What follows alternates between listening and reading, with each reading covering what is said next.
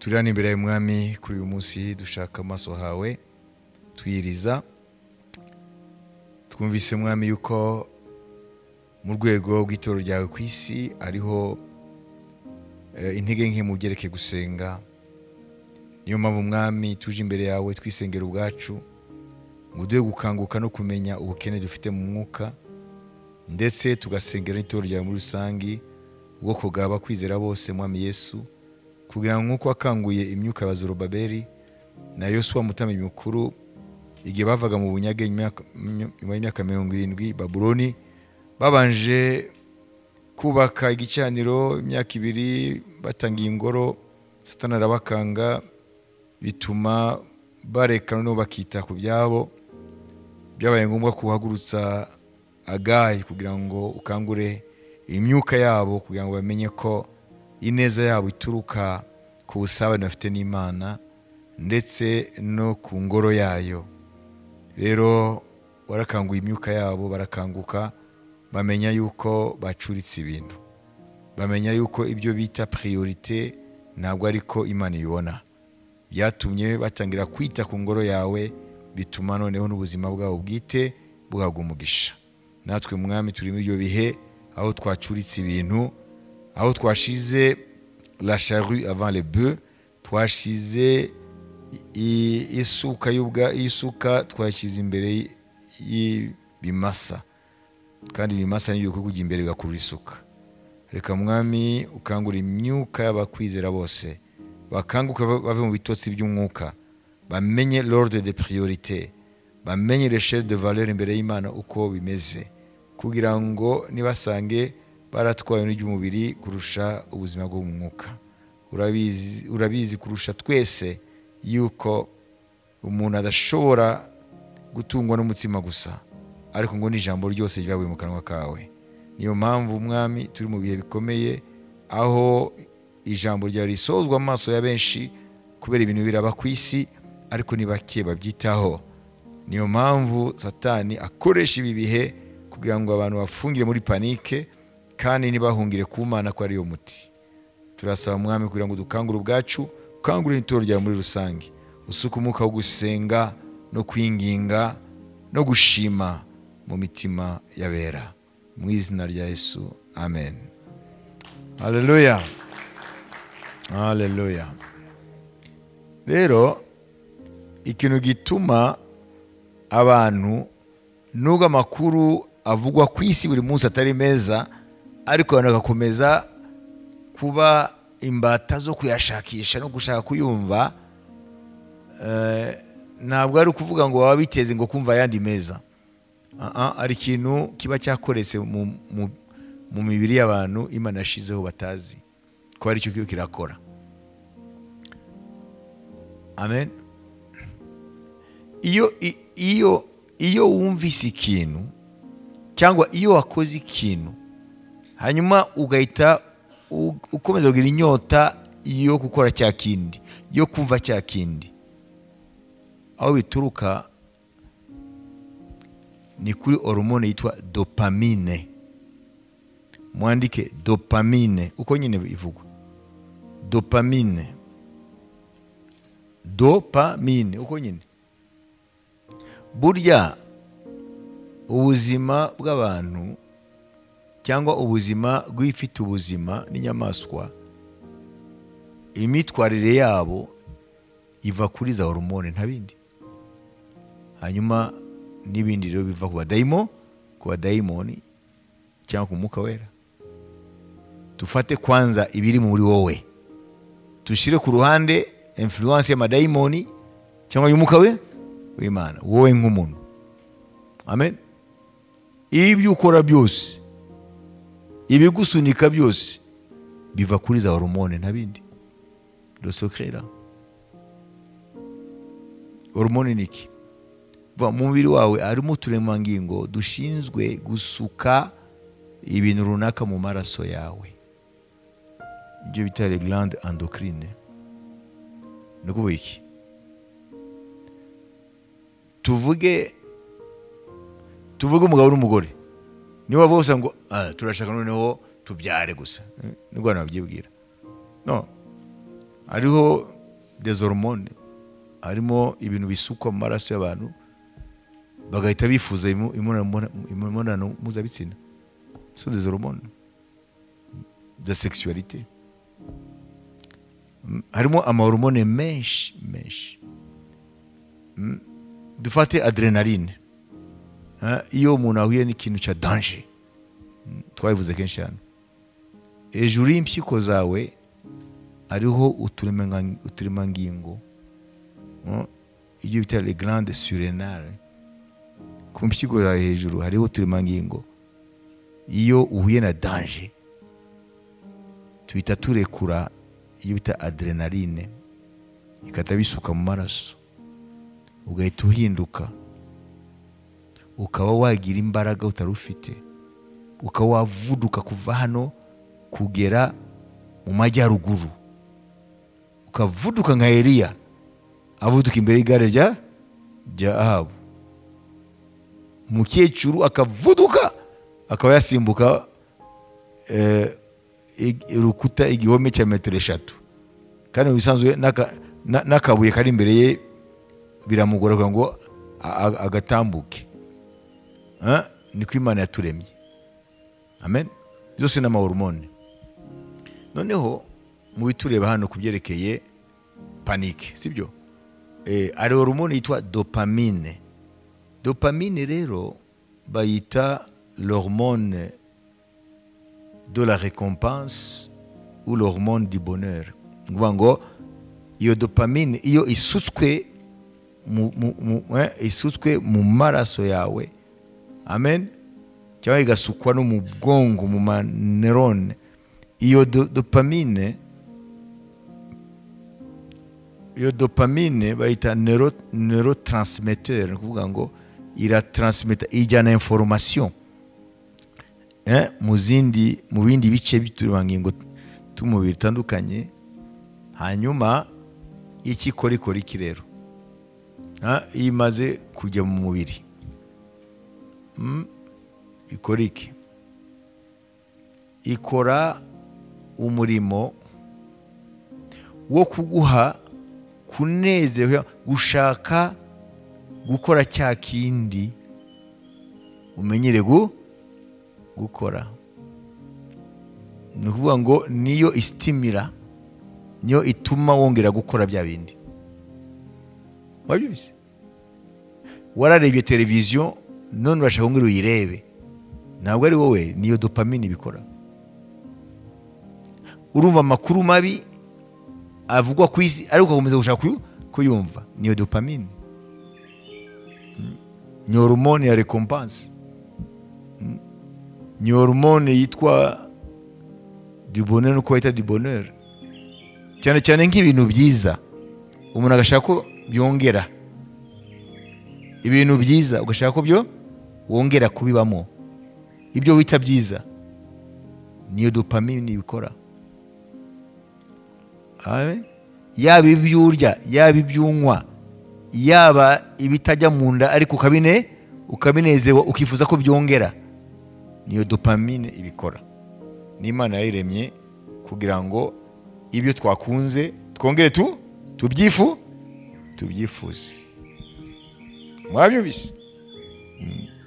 Iyo rero Satani nawe arabizi ko ihari. Iyo rero amakuru ari mabi tugakomeza kugira inyota nzara yo gushaka kuyumva kandi aguhahamura, ni ukuvuga ngo Satani rero ahita akoresha ya dopamine mu bisanzwe yari nziza, sibyo? Yego, ni byiza kugira ngo wifuze ko kongera kubibona, ongere kubyifuza.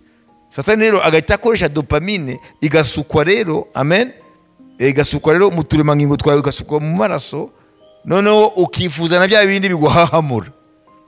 Ni bya bindi nyakwigendera twumvise nuze agahinda karakanyagwa Jacques yavuze ngo aho kwifuza iby'isi, yaririmbye gutyo, ukifuza ibigukenya. Niumva se? Ni gute wowe aho kwifuza ibikugira neza ukifuza ibigukenya? Niyo dopamine rero. Niyo Satani akoresha nawe. Akexita igasukwa ari nyinshi kugira ngo mukomeze kwifuza ibihahamura. Si ikibazo ra? Satani arabizi, arazi ko Imana yaturemye, arazi ukuntu dufunctiona, arazi imibiri yacu uko ikora. Amen, haleluya. Nubona ubusambanyi nimba bumaze kuba bwinshi mu mahanga ku isi, sibyo? Akoresha izo za hormone nk'izo, akoresha ama hormone sexuelle agasukwa mu maraso. Wabyumvise? Ega wa mukecuru nigeze kumva yiva ngo abantu ubu bafite ubushuhe bwinshi, mwabyumvuka? Buri yarababwira ibyo, yarababwira ibyo. Nuvuga ngo ariho za hormone zexcita sexuellement outre mesure, birenze, noneho zikaganza ubwonko bw'abantu. Wabyumvise? Mu bisanzwe Imana byose yabiremye ari byiza. Amen. Ariko Satani rero nawe arabyexploita, nawe arabikoresha ku nyungu ze. Amen. Rero nimubona comportement y'abantu, comportement y'ibinyabuzima, sibyo? Nk'inyamaswa, dushize ku ruhande amadayimoni, influence y'amadayimoni na influence y'umwuka wera, nta kindi gikora ibyo na hormone. Nta bindi. Amen. Nibyo bintu bisukwa mu maraso bigatuma umuntu ahinduka agakora ibintu byaba byiza byaba bibi. Wowe ubwizwe n'amahormone niyo akonditiona comportement yawe, tutitaye ku madayimoni cyangwa umwuka wera. Ndio ndavuga influence interne apana externe. Mwanyumvise? Haleluya. Amen. Hariho hormone contrôle za emotion. Amarangamu mutima. Iyo dopamine ira contrôle na emotion reka. Imana ishimwe. Haleluya. Mukiyogoza musengera nayo mahormone mukayasengera. Bivuga ngo hari imisemburo irekurwa n'uturema ngingo, noneho igasukwa mu maraso, bigatuma umuntu akora ibintu runaka atari gukora iyo iyi misemburo itaba secrete, itasukwa mu maraso. Wabyibise? Bivuga ngo rero uretse amadayimoni hamwe n'umwuka wera, Imana yaturemanye imisemburo, uturema ngingo turekura imisemburo, bigatuma rero ukora ibintu, wifuza ibintu. Wabyibise? Bigatuma utaribuye, ukaba uri sensible ku bintu. Ibitotsi, le sommeil, ibitotsi nabyo hari umusemburo ukontrole ibitotsi. Ibitotsi nabyo biri kontrole n'umusemburo. Kubera iki iyo wicaye gutya, tuvuge nka nijoro muriho muraganira mu rugo cyangwa muriho murasenga, niba mugisenga, sibyo? Amen. Cyangwa urareba televiziyo cyangwa ibiki nsepa, hanyuma utangira kumva amaso agira gute, kugira ngo wumve ko ushaka kuryama, bigenda gute? Muri sano, none kugira ngo wumve ko ageze kujya kuryama, bigenda gute? Wumva ngo ni ukubita, bigenda gute? Kuva amaso ara n'umusemburo kontrola ibitotsi. Bivuga ngo ageze kujya kuryama. Ni Imana iba ivugira muri uwo musemburo ati birakabije rero ujye kuryama. Dopamine nayo irakontrola nayo n'ibitotsi, birajise. Hari hormone zikorana, ariko dopamine nayo irakontrola n'ibitotsi ko ageze kujya kuryama. Imana ishimwe. Wayumvise? Kubera iki twavuze dopamine, turavuga panique, turavuga guta umutwe. Nimba ibyo twumva nibyo tureba bishobora gutuma duta umutwe, ariyo panique. Amen. umuti wabyo rero turaza kubona uwo ari wo Imana yatanze. Imana ishimwe. Amen. Nta kindi kivuka ku byo twumvise.